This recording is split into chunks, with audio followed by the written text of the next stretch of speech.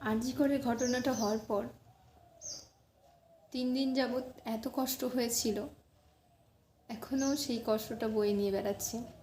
মানে 3 দিন না ঘুমাতে পারছিলাম, কাজ করতে পারছিলাম, কি করব খুঁজে পাচ্ছিলাম না।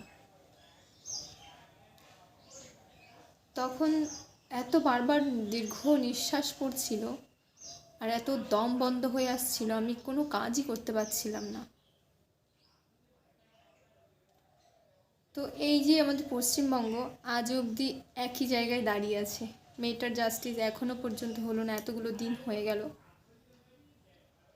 তার জন্য এই সংগ্রাম যেন চলে যতদিন না ও মেয়েটা জাস্টিস পাচ্ছে। তার উদ্দেশ্যেই আমি একটা ছোট্ট কবিতা লিখেছি, সেটা আমি পাঠ করছি। ব্যস্ত ছিলাম মায়ের কোলে, চিন্তা ছিল না, হঠাৎ করে দমকা হাওয়া উড়িয়ে দিল যা। স্বপ্ন ছিল মায়ের বড়, মস্ত ডাক্তারনি হব। চাপিয়ে বোঝা ছুটলাম সোজা, ডাক্তার হয়ে রোগীর সেবা করব।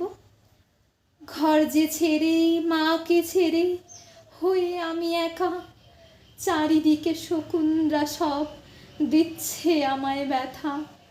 ব্যস্ত ছিলাম মাগো আমি তোমার কোলে শুয়ে, কেন আনলে, কেন আমায় আনলে তুমি এই হায়নাদেরই ভিড়ে।